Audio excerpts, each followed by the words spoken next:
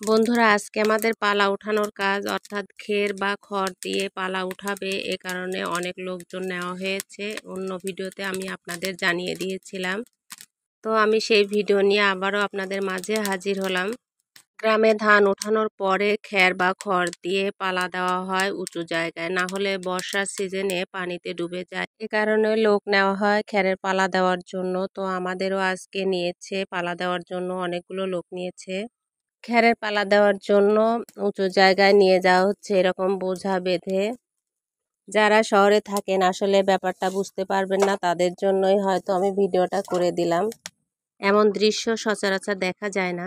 আশা করি যারা শহরে থাকেন তাদেরও ভালো লাগবে, আবার যারা গ্রামে থাকে তাদেরও ভালো লাগবে ভিডিওটি। তো দেখেন, উঁচু জায়গায় খেরের পালা দেওয়া হচ্ছে। মাঠের মধ্যে থেকে খেরগুলো নিয়ে এসে উঁচু জায়গায় পালা দিচ্ছে।